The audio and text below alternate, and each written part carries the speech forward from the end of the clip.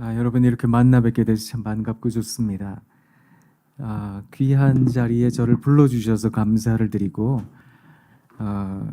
앞에서 이제 우리 목사님 말씀을 들으면서 잘못 왔구나 그 생각을 했습니다. 이미 제가 드릴 말씀을 다 하고 계셔서 귀한 말씀 속에서 은혜를 받았고요. 또 지금 우리는 어디쯤 가고 있을까 여기에 강사진들을 보면서 또 잘못 왔구나 그런 생각을 했는데요. 이게 라스베가스에서 짤짤이 하는 느낌 아세요? 초보자가 괜히 섰구나 이런 생각을 하기도 합니다. 이런 불안한 마음을 안고 그죠?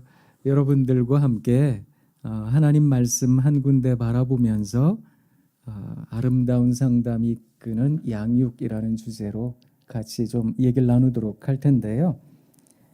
제가 준비한 또 바라보고자 하는 말씀은 에베소서 6장 4절의 말씀입니다.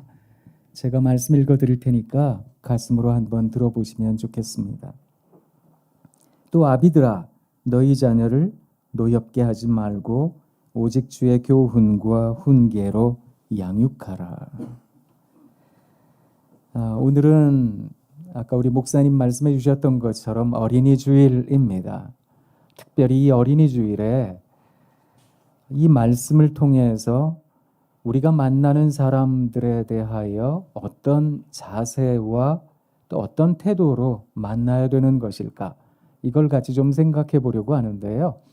먼저 여기에 또 아비드라라고 하는 혹격이 나오는데 아비드라라고 생각을 하면서 또 자칫 여기에서 나라는 존재는 좀 제외되어 있구나라고 생각하실 수 있으실 텐데 그렇지는 않습니다. 히브리 전통에 의하면 이 아비들에게 주어진 아주 중요한 책무가 있는데 그것은 양육에 대한 책무였거든요. 그러니까 누군가에게 영향을 끼치고자 한다면 또 누군가에게 큰 깨달음을 주고자 한다면 이 아비드라라고 하는 호칭에 다 해당되는 분들이다 이렇게 여기시면 좋겠습니다. 그래서 살아가시면서 우리는 누군가에게 영향을 주고 누군가에게 또 교훈도 주기도 하고 깨달음도 주기도 하는 존재가 아닐까. 그렇다면 이 아비드라라고 하는 지칭에 나를 포함해서 생각하시면 좋겠는데요. 두 가지 권면을 지금 바울이 우리들에게 하나님의 음성처럼 들려줍니다. 이 하나님의 음성을 통해서 어떻게 사람 만나야 될까? 그걸 가늠하시면 좋을 것 같은데요. 첫 번째는 너희 자녀를 노엽게 하지 말라 이렇게 얘기를 하고 있다는 겁니다.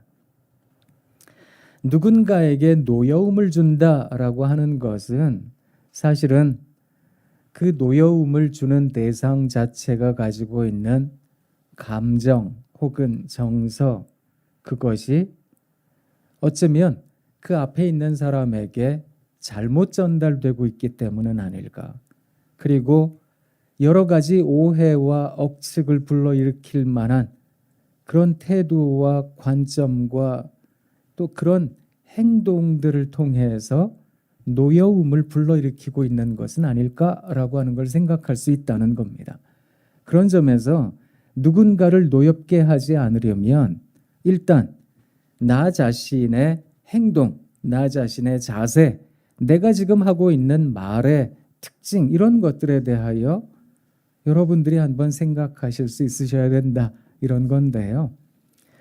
나의 말의 특징이 무엇일까? 나는 어떤 행동을 하고 있는 것일까? 나는 어떤 관점과 세계관, 자세를 갖고 살아가고 있는 것일까?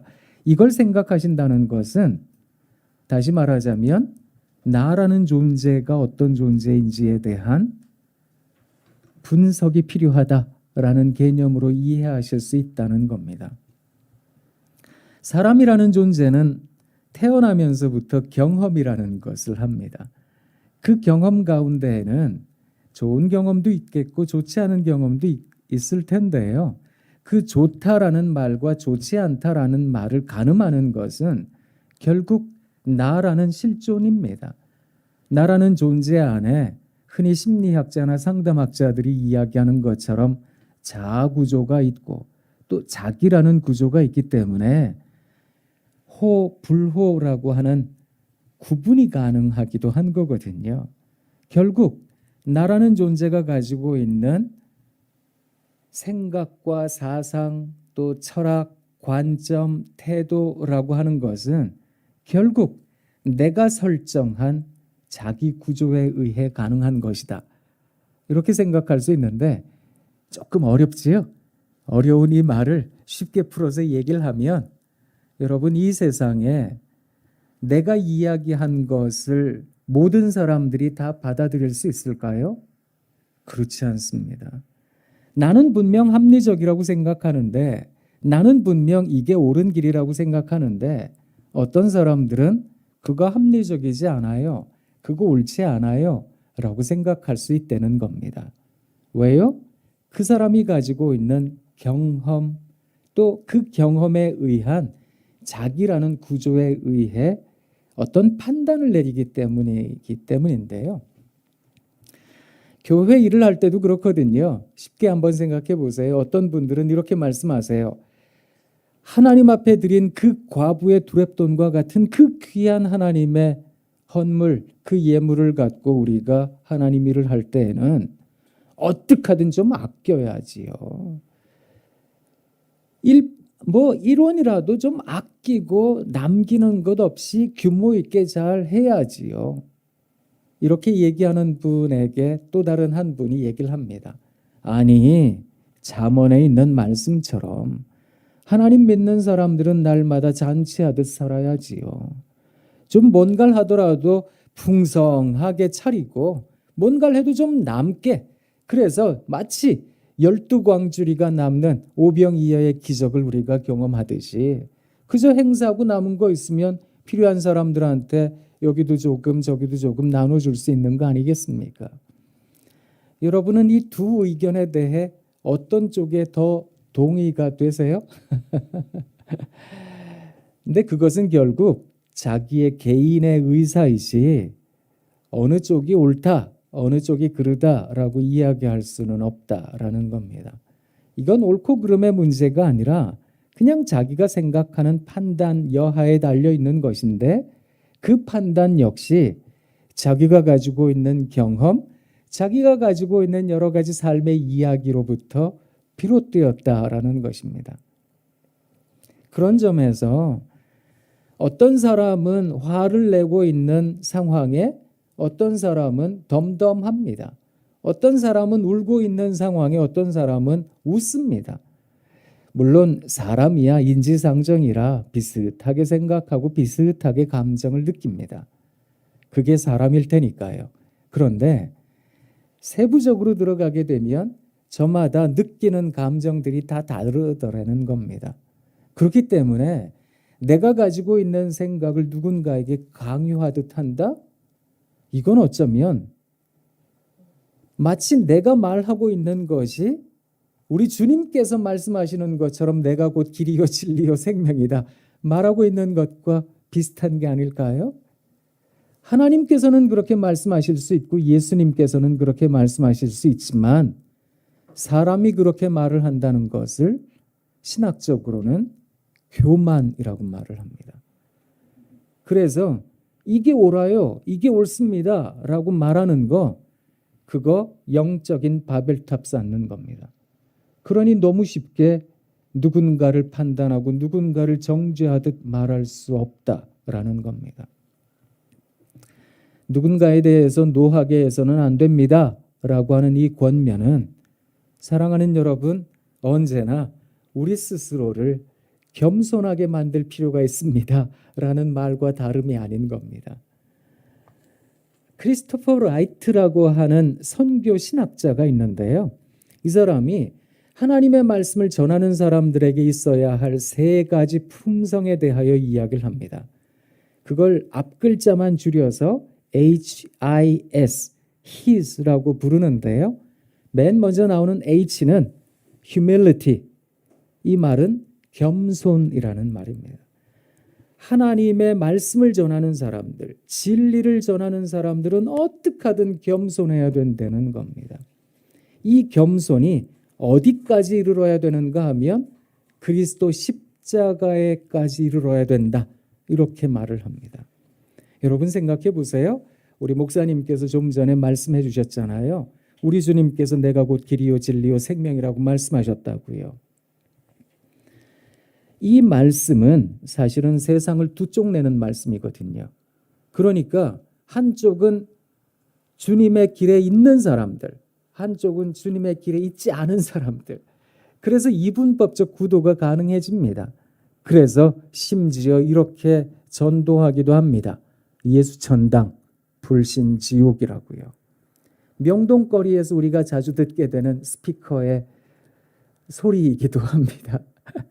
그런데 만약에 예수님께서 내가 곧 길이요 진리요 생명이다 말씀만 하셨다면 사실 그 말씀은 굉장히 폭력적입니다.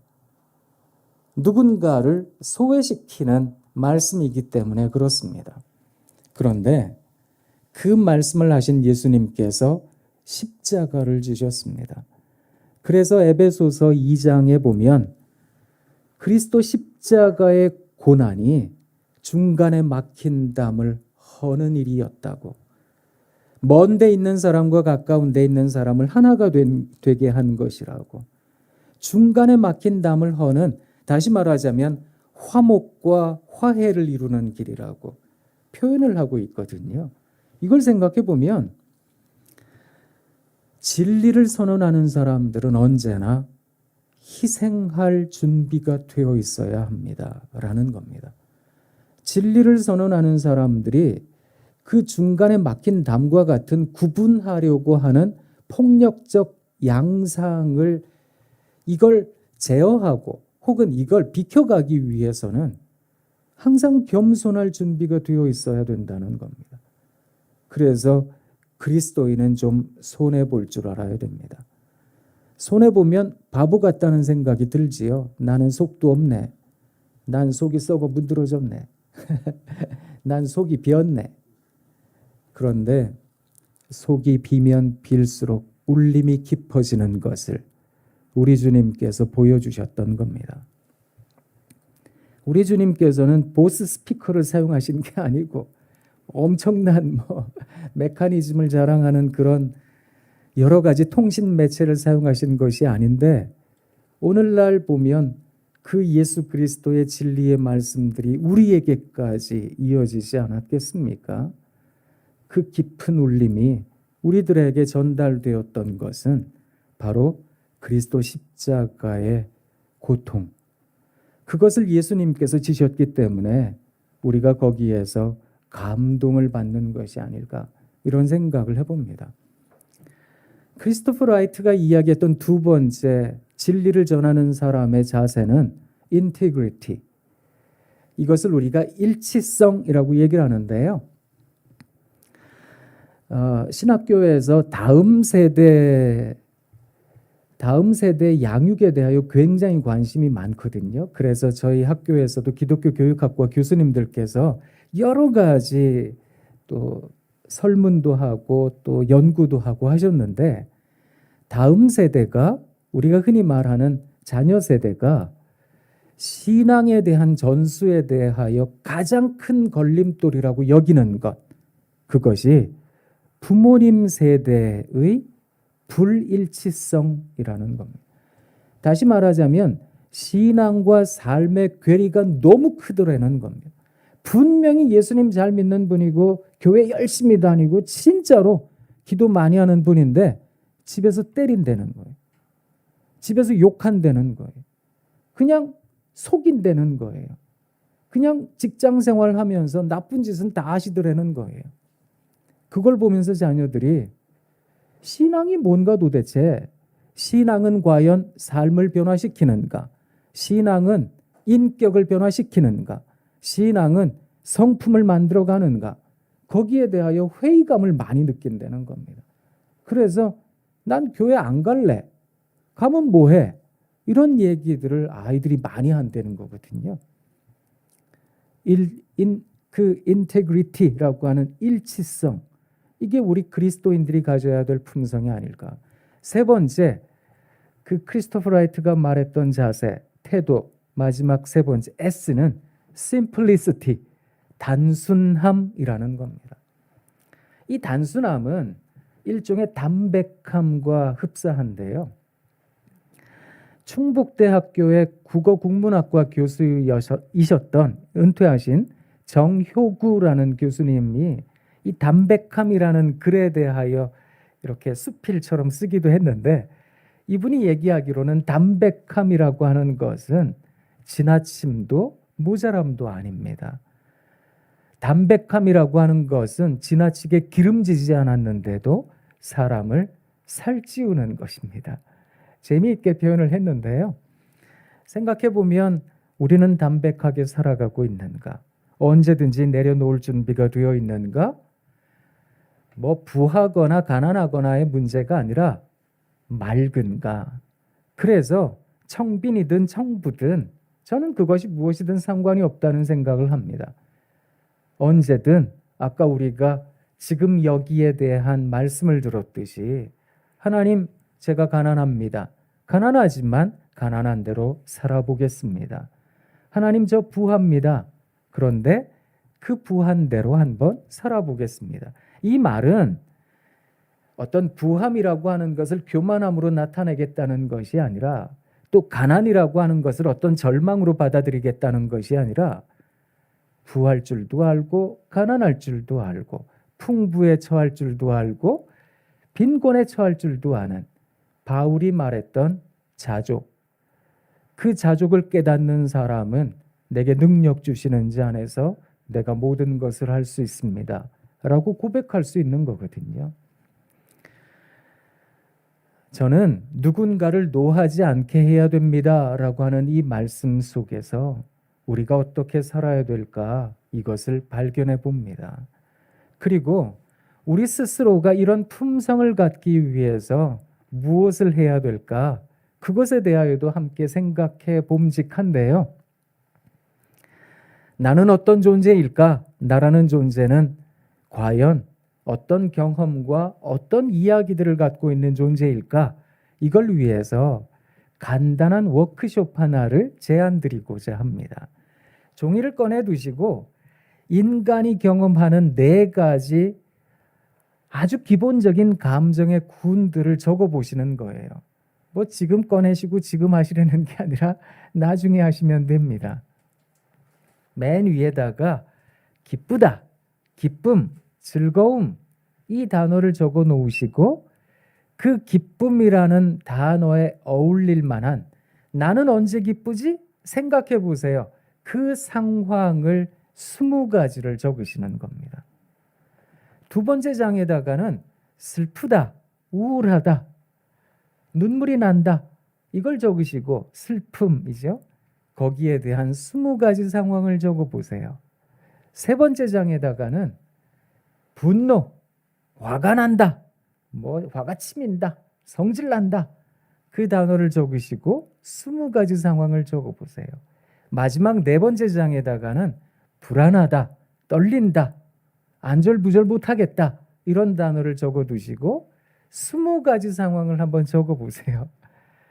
물론 화가 날 때 불안하기도 해요. 또 아주 기쁜 상황이지만 또 슬프기도 할 때가 있거든요. 그렇기 때문에 20가지를 적어 내려가다가 보면 서로 겹치는 부분도 있습니다. 괜찮습니다. 그렇지만 가능한 서로 다른 상황이 될 수 있도록, 나는 언제 기쁠까? 20가지. 나는 언제 슬플까? 20가지. 나는 언제 화가 나지? 나는 언제 불안할까? 총 80가지를 한번 적어 보십시오라는 겁니다. 근데 이거 해보시잖아요? 대부분 한 3개에서 5개 정도 쓰면 쓸 게 없어져요. 나는 언제 기쁘지? 나는 언제 즐겁지? 적다가 보면 쓸 게 없어져요. 그렇게 쓸 게 없으시잖아요? 그러면 스스로한테 미안해 하셔야 됩니다. 오른손을 한번 들어보세요. 머리에 갖다 대세요. 쓰다듬어 주세요. 따라해 보세요. 미안해. 힘들지. 고마워. 사랑해. 자기한테 얘기해 주세요. 제일 먼저 자기한테 미안하다라고 하셔야 됩니다. 이런 사과의 언어는 너 힘들었지라는 공감의 언어를 가능하게 합니다. 너 힘들었지라는 공감의 언어는 비로소 감사의 언어인 고마워라는 말이 전달되게 합니다. 고맙다라는 감사의 언어는 사랑한다라는 말의 진실성을 의심하지 않게 합니다. 그렇기 때문에 제일 먼저 자기한테 미안하다라고 하셔야 되는데요. 여러분, 방치해두고 방임하는 것을 폭력이라고 말을 합니다. 배우자가 애들이 뭘 좋아하는지는 내가 나 자신이 뭘 좋아하는 것보다 더 많이 적을 수 있어요. 애들이 뭘 싫어하는지는 내가 뭘 싫어하는지보다 더 많이 적어요. 그렇거든요. 보통 아버지들, 어머니들이 그렇거든요. 생각해 보면 나는 뭘까? 나는 그동안 어쩌면 내 역할에 충실하느라고 정신없이 살았어요. 그래서 처녀 때, 총각 때 나 이런 거 좋아했는데 다 잊어버리고 살았어요. 내가 이제는 뭘 좋아하는지도 모르겠고 뭘 싫어하는지도 모르겠어요. 그렇게 생각할 때도 많거든요. 그러면 스스로에 대해 미안하다 하셔야 됩니다. 재미있는 건 뭐냐 하면 총 80가지를 다 적으시는데 2주가 걸려도 되고 한 달이 걸려도 됩니다. 다 적으세요. 다 적어놓고 보면 거기에 패턴이 보입니다. 이게 예를 들면 이런 건데요. 기쁘다라고 적어놓고 20가지 상황 적잖아요. 그러면 그렇구나.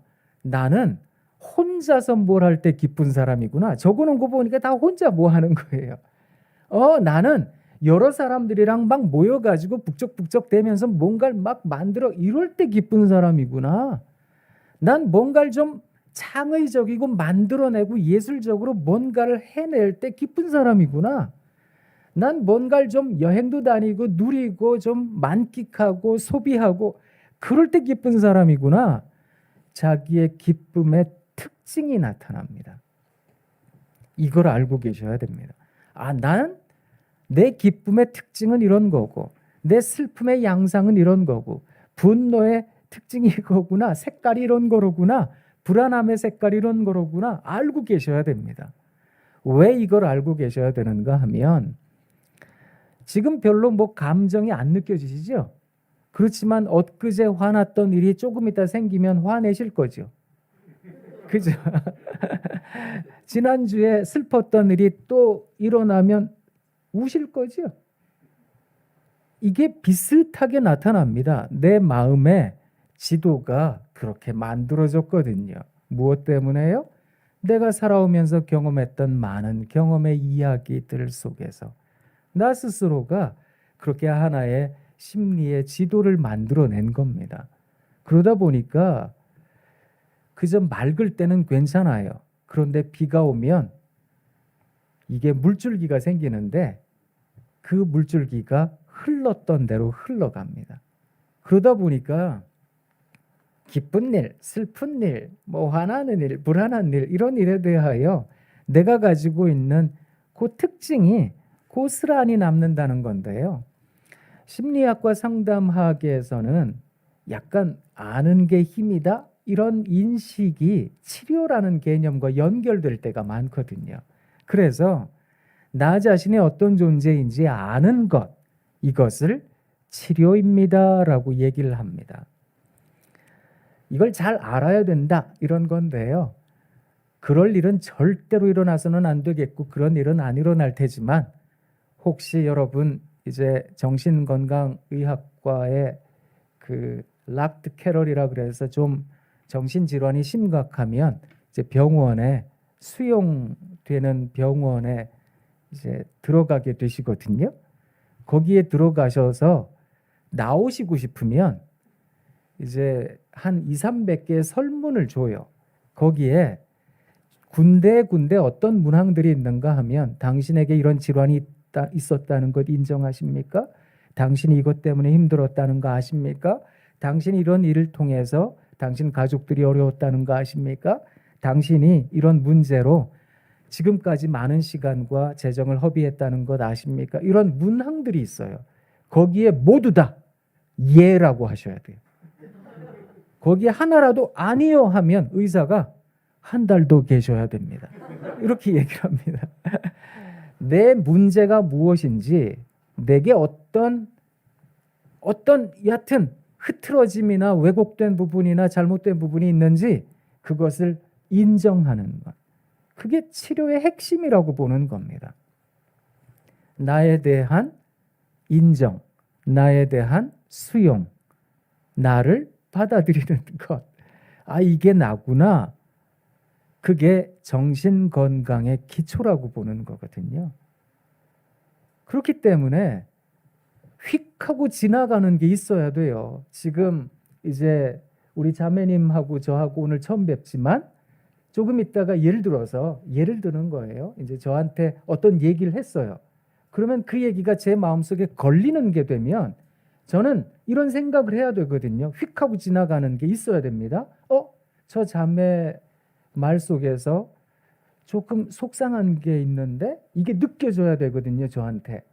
그러지 않으면 이런 인식이 0.001초라도 내게 느껴지지 않으면 제 안에 일종의 자동화 사고라는 게 있어요. 이게 내가 가지고 있는 흔적이, 내가 가지고 있는 심리의 조직이 나도 모르게 반응하는, 이 민첩하게 반응하는 게 있거든요. 이 민첩하게 하는 이 반응은 저로 하여금 어떻게 이 자매를 대하게 하는가 하면 좀 껄끄럽게 대해요. 그리고 약간 회피하려고 하고요. 그러다가 혹시 자매님이 뭔가 반주하다가 틀리면 저봐, 쟤 오늘도 실수했다? 다른 사람들한테 막 얘기를 해요. 쟤 왜 저러는지 몰라. 저러고도 반주할 능력이 돼? 우리 교회가 어떻게 갈라 그러는 거야? 한국 교회가 이 모양이야. 그러니까 막 이렇게까지 나가는 거예요. 누군가에 대해서 험담하고, 죄송해요 이런 말씀을 드려서. 네. 사람이 가지고 있는 자기 안의 상처가 병리성을 띨 때가 있거든요. 흔히 심리학이나 상담학에서는 병리적이다라고 하는 것에는 4가지 기준을 둡니다. 첫 번째는 대화가 잘 안 돼요. 두 번째는 인간관계가 자꾸 무너져요. 사람 만나다 보면 자꾸만 갈등을 일으키고 자꾸만 싸워요. 세 번째는 자기 역할을 제대로 잘 못해요. 어떤 직업을 갖거나 혹은 어떤 사회 구성원으로서 어떤 조직에서 어떤 일을 하거나 이게 어려워집니다. 마지막 4번째는 어떤 일을 하면서도 그 일을 멈출 수 없어요. 쉬지를 못해요. 그냥 끝없이 가려고 하는 경향이 있습니다. 이 4가지 그 중에 어떤 거든지 하나라도 걸리면 그것을 병리적이다. 이렇게 얘기를 하거든요. 내 안에 있는 자동적인 사고, 내 안에 있는 시스템, 나도 모르게 내 안에 생겨난 의식적이거나 무의식적이거나 만들어진 이 지도는 나타난 모든 상황에 대하여 내게 자극이 되는 모든 말들과 행위에 대하여 그야말로 아주 민첩하게 반응을 하게 하거든요. 그 민첩하게 반응하게 하는 속도를 줄여야 됩니다. 그래서 휙 하고 지나가는 게 있어야 됩니다. 나 이러면 슬플 텐데? 이러면 내가 어려울 텐데. 감정은 제어가 안 됩니다. 제어할 수 있다고요? 그는 산 목숨이 아닐 겁니다. 살아있다면 감정 자체를 제어할 수는 없습니다. 그러나 그 감정으로 촉발된 행동은 제어할 수 있습니다. 기쁘다고 막 너무 좋아가지고 막 기분 파에 막 돈 다 써요. 막 마통도 써요. 막 마이너스 통장도 쓰고 막 그래요. 그러면 안 되잖아요. 슬프다고요? 슬픈데 그냥 집에만 틀어박혀 있어요. 히키코모리, 일본 사람들이 말하는 은둔형 외톨이, 그렇게 살아요. 화가 난다고 막 옆에 사람 때려요. 욕을 해요. 막 거친 말을 해요. 그러면 안 되잖아요. 불안하다고 막 어쩔 줄 몰라 하고 막 옆에 사람 괴롭히고 막 누군가 힘들게 하고 그러면 안 되잖아요. 휙 하고 지나가는 게 있어야 되거든요. 아, 이러면 내가 불안해질 텐데. 이 타이밍이 나로 하여금 그 행동을 약간은 더디게 하거든요.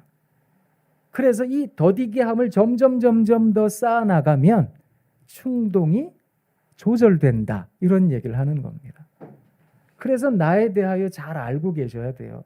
그러니까 누군가를 노엽게 하지 마세요. 이런 말은 여러분이 그 사람에 대하여 감정적으로 만나지 않게 되는 상황. 그걸 얘기하는 거거든요. 그래서 누군가에 대하여 그저 실존을 바라볼 줄 아는, 아까 우리가 세 가지 잘 얘기하셨듯이 나는 나여서 참 좋아, 나라는 존재 여기 있습니다. 너무 좋잖아요. 그렇게 얘기할 수 있으셔야 되거든요. 그게 노하게 하면 안 됩니다 라는 권면에 담겨 있는 겁니다. 제가 그냥 오면서 시집한 권을 들고 왔는데 난 빨강이라는 시집인데요. 박성우라는 시인의 시집인데 여기에 이제 청소년들의 이야기를 그냥 쭉 청소년의 관점에서 썼어요. 그 중에 제가 하나 읽어드릴까요? 사춘기인가? 라는 시가 있습니다. 아이들의 마음이 어떨까 한번 가늠해 보셔도 좋을 것 같은데요. 사춘기인가? 요샌 아무 말도 하기 싫다. 엄마랑 아빠가 뭘 물어와도 대답은커녕 그냥 짜증부터 난다. 이게 사춘기인가? 엄마 말이 안 들리니? 들려요. 너 요새 무슨 일 있지? 없어요. 너 요새 누구랑 노니? 그냥 놀아요. 너 요새 무슨 생각하니? 아무 생각 안 하거든요. 쉬는 날 식구들끼리 놀러 갈까? 싫어요. 너 요새 진짜 왜 그래? 뭐가요? 엄마랑 말하기 싫어? 어쩌라고요? 대충 설렁설렁 대답하고는 내 방으로 휙 들어가 버린다. 제발 신경 끄고 내버려 두라고 신경질을 내기도 한다.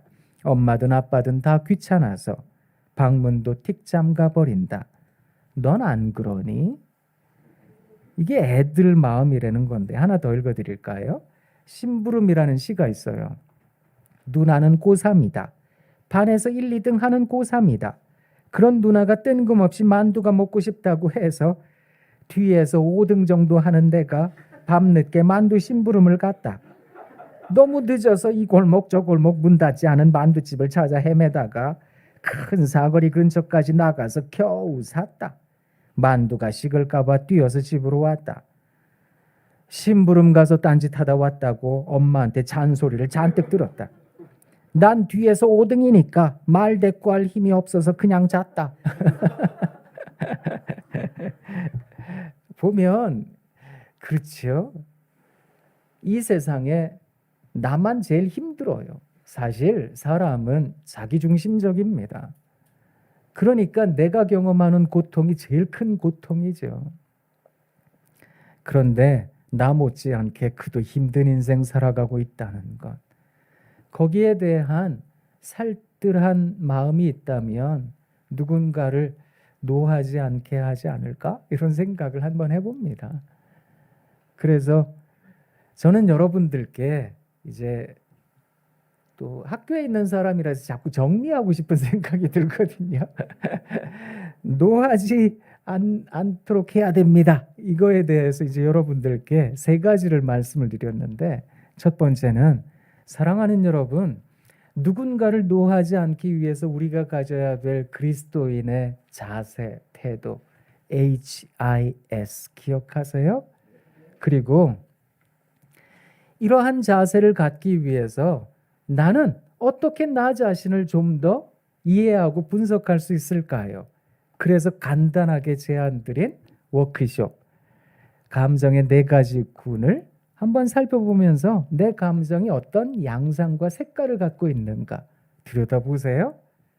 그리고 마지막으로 자, 그렇게 나를 확장하여 이해할 수 있게 되었다면 그렇다면 이제는 누군가도 그렇게 바라볼 수 있으셔야 됩니다. 라는 겁니다. 그래서 그 사람의 위치에서 살뜰히 한번 바라보는, 나의 위치에서 그 사람의 위치로 이동하는, 이것을 그 신학자인 칼 바르트라는 사람이 조금 어려운 얘기를 했거든요. 독일어로 미트멘슐리히카이트라는 말을 썼는데 이 단어의 뜻은 함께함. 그런데 이 함께함이라고 하는 것이 그냥 나는 나고 너는 너고 이런 게 아니라 나의 위치를 그의 위치로 이동시켜서 함께하는, 이걸 상담에서는요 empathy라는 말로도 표현을 하거든요. 흔히 이제 sympathy라는 단어가 있는데 이 단어는 동정이라고 번역을 하고요. 그래서 아이고 저 사람 어떡해, 아이고 저 가정 어떡해, 이 수준이 동정이고, 아이고 어떡해 라고 했다면 내가 가서 한번 만나야지, 그리고 그 사람 함께 울고 함께 웃어줘야지, 이걸 empathy라는 말로 표현을 하거든요. 근데 요거를 조금 더 깊게 들어가서 요사이는 앞에다가 MEM이라는 단어를 빼고요. INTER, 인터라는 말을 붙입니다. 그래서 인터퍼티 뭐 이런 얘기를 하는데 서로 간의 관계가 아주 깊어지는 동료의식, 동질의식, 이런 의식 속에서 함께한다. 친구가 되자는 거거든요. 함께 친구가 되는 것. 혹시 정철이라는 분 아세요? 그 조선시대 때 시조를 많이 쓰셨던 그 정철, 그분 말고요. 영어 가르치셨던 정철 선생님, 그분도 말고요. 머리를 구하라라고 하는 책을 쓴 카피라이터 정철이라고 있습니다. 이 사람이 인생이라는 제하에 글을 하나를 썼는데 인생 적어놓고 달랑 2줄을 적었어요. 인생, 친구가 있으세요? 그럼 됐습니다. 이만큼 여백을 두고 이분이 그 밑에다가 뭘 적었는지 아세요?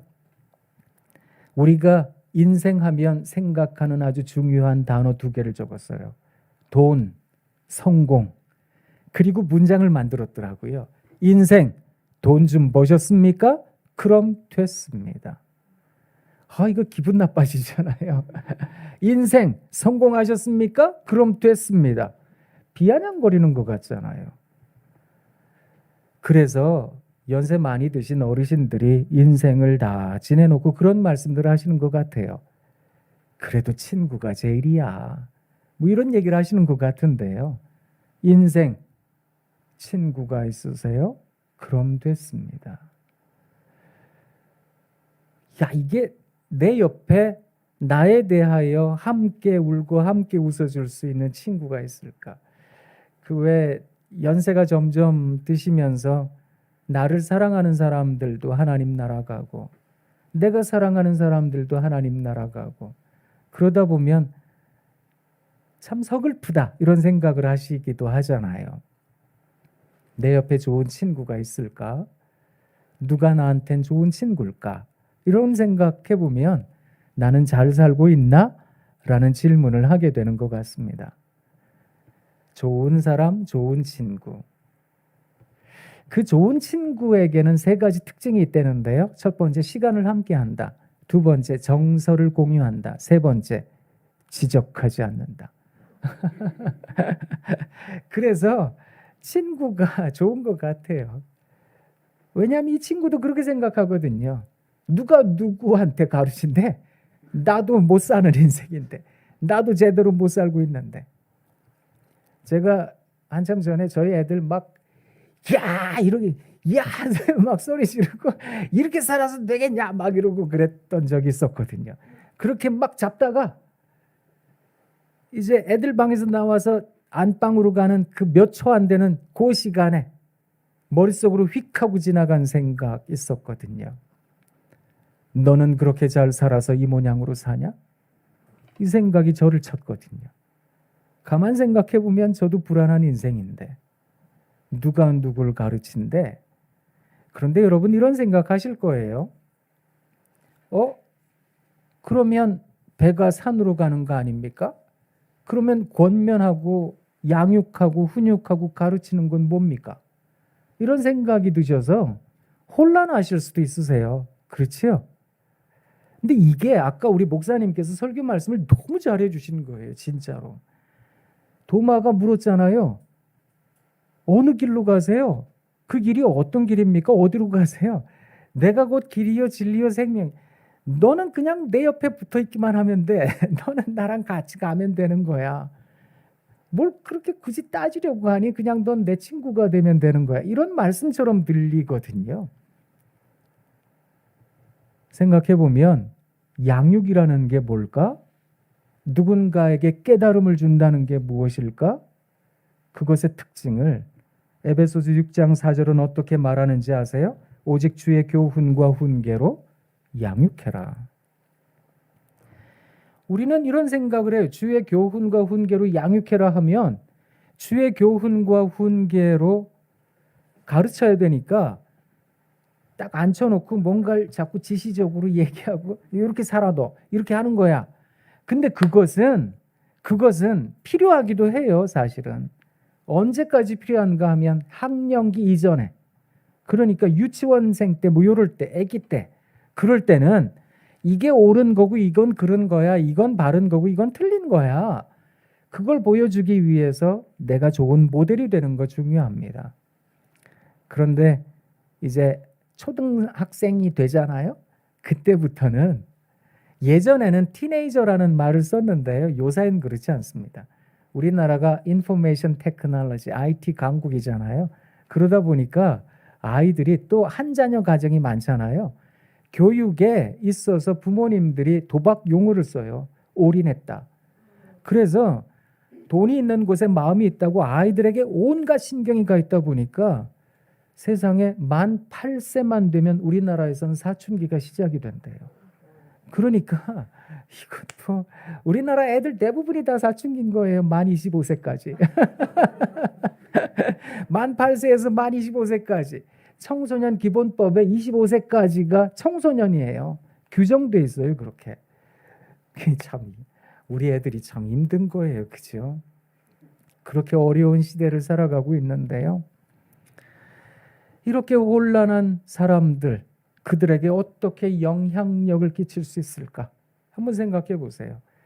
교육학, 심리학, 사회문화학, 공통적으로 이야기하는 게 뭔지 아세요? 아이들에게 누가 가장 큰 영향력 집단이냐고요? 친구요. 또래 집단이요. 선생님 아니고요. 부모님 아니고요. 친구요. 부모님이 백날 너 이렇게 얘기 안 들어요, 애들. 그런데 친구가 그렇게 한다 그럼 나도 해볼까? 이렇게 마음을 열더라고요. 왜냐하면 애들이 어렸을 때는 집안 곳곳을 돌아다녔어요. 그런데 조금 크면서 맨날 지적당했거든요. 왜 또 나와 너는 또 저거 맨날 냉장고를 열어 저거는 또 뭘 먹으려고 또 살은 디룩디룩 쪄가지고 저게 이런 얘기를 맨날 들으니까 애들이 안 나와요. 방에 들어가서 무슨 짓을 하는지 뭘 하는지 거의 하숙생 분위기예요. 그래서 언제 나갔는지 언제 들어왔는지 얘기도 안 해요. 이런 상황이 벌어지다 보니까 누가 우리 아이들에게 가장 많은 영향을 끼칠까? 친구요. 그러면 이 친구, 그 친구라고 하는 존재의 양상은 어때야 될까? 그거 말씀드린 거거든요. 시간도 함께하고 정서도 나누고 지적하지 않는 거예요. 그런데 이게 깨달음의 양상으로 나타난다는 거거든요. 배움이라는 게 그때 나타난다는 겁니다. 저는 사실 교육학 잘 몰라요. 물론 학교에서 가르치고 있으니 교육을 한다라 그래서 교육학 뭐 얘기하기도 하는데요. 전 그냥 사람 만나는 사람이거든요. 근데 저를 만나는 사람들은 똑같이 하는 얘기가 있어요. 죽고 싶어요. 힘들어 미치겠어요. 어떻게 해야 될지 모르겠어요. 좋은 얘기도 한두 번이지 맨날 안 좋은 얘기 들어보면 기분 좋을까요? 안 좋을까요? 기분이 별로 안 좋기도 하거든요. 그런데 그거 제 사명이라고 생각하고 계속 듣는데요. 제 안에 소망이 있습니다.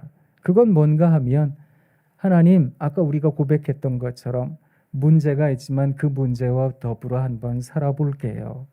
그래도 오늘 한번 지내볼게요. 어떻게 하면 그렇게 얘기하게 할 수 있을까요? 이게 제게는 굉장히 큰 주제이거든요. 이걸 저는 변화라고 얘기를 하는데 이 변화가 어떻게 가능할까?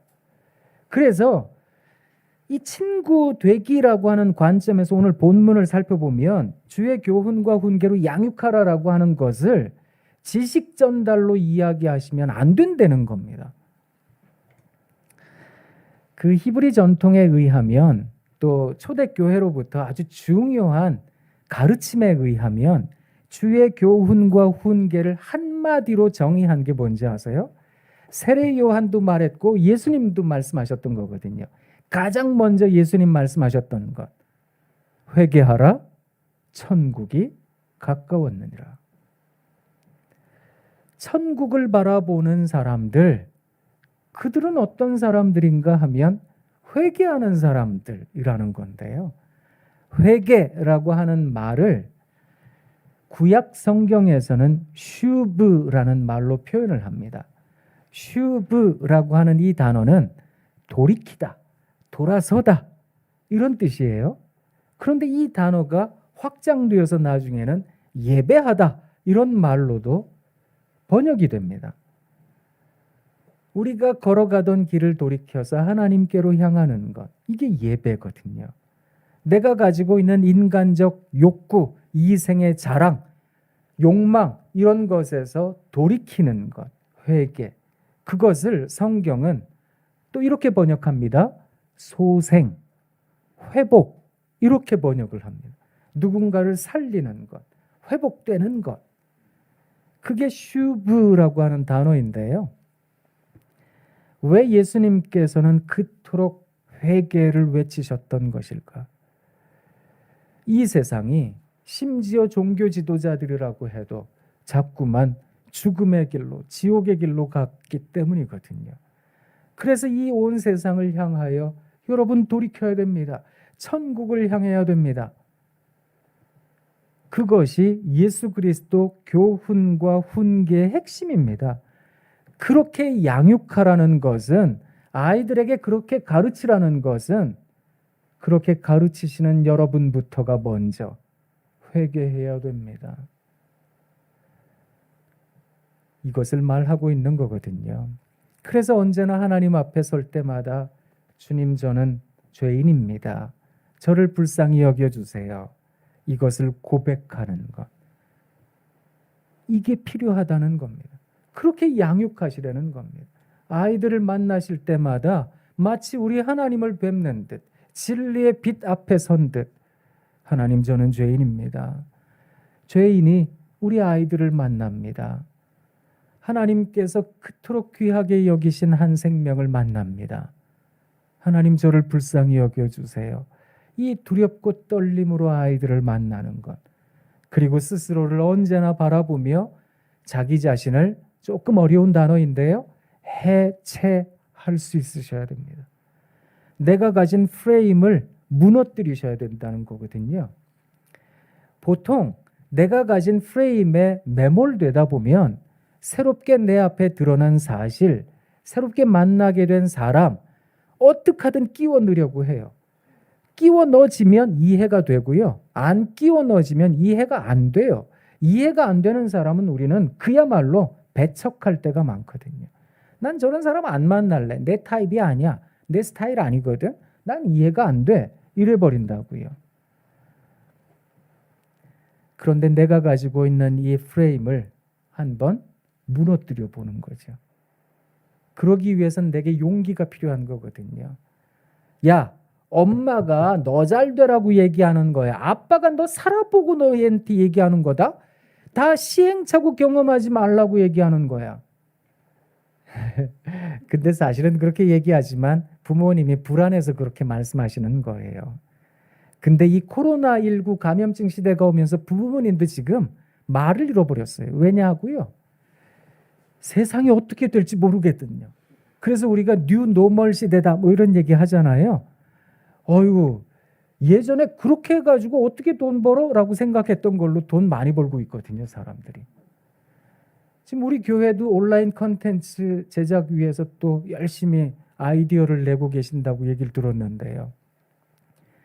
시대 상황이 급변하다 보니까 이전에 가지고 있었던 경험, 이런 것들이 더 이상 효용 가치가 없어지는 시대에 우리가 살아가고 있게 되었거든요. 그러다 보니까 너 이렇게 사는 거야, 이렇게 하는 거야, 얘기할 게 줄어들어 버렸어요. 그렇기도 하잖아요. 또 이렇게도 생각하셔야 됩니다. 내가 살아온 시대와 우리 아이들이 사는 시대가 다르고요. 거기다가 플러스 나에게 하나님께서 이것을 경험하게 하셨다면 우리 아이들에게는 또 다른 경험하게 하실 거라는 겁니다.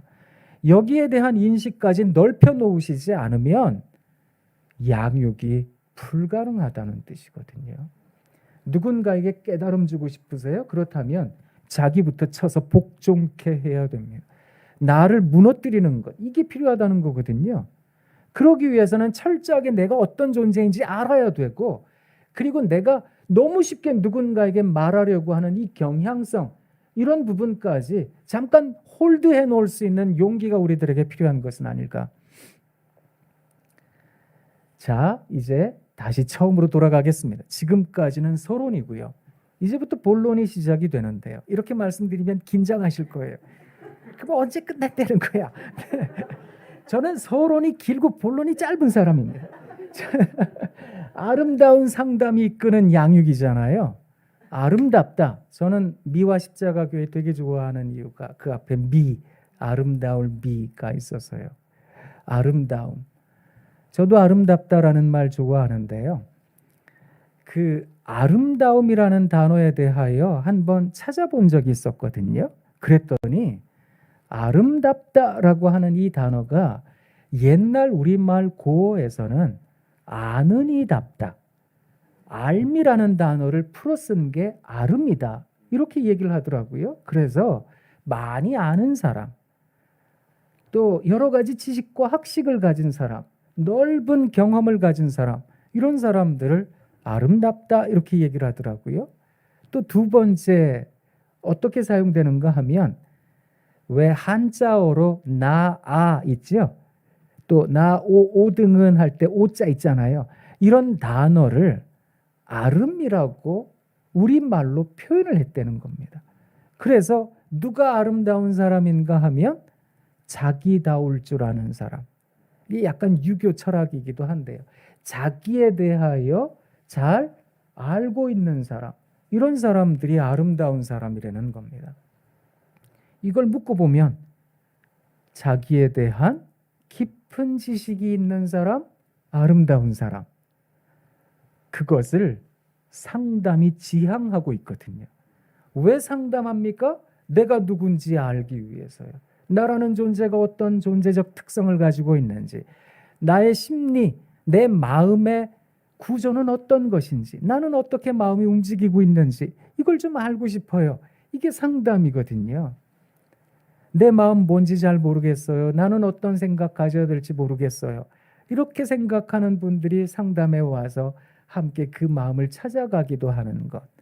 이게 상담이잖아요. 그래서 아름다운 상담이라는 말은 사실은 이음동의어입니다. 같은 말의 반복이다, 이렇게 생각하셔도 됩니다. 그것이 이끄는 양육이라고 하는 것이 오늘 본문 말씀인데요. 애들 노엽게 하지 마셔야 돼요. 그리고 주의 훈계 교훈으로 양육하셔야 된다, 이 말씀이라는 겁니다. 자기에 대한 깊은 이해를 갖고 아이들 만나주시면 좋겠습니다. 어린이 주일이잖아요. 우리는 어린이들에 대하여 너무 쉽게 대해왔던 게 사실이거든요. 근데 예수님께서는 어린아이들에게 배우라라고 말씀하시잖아요.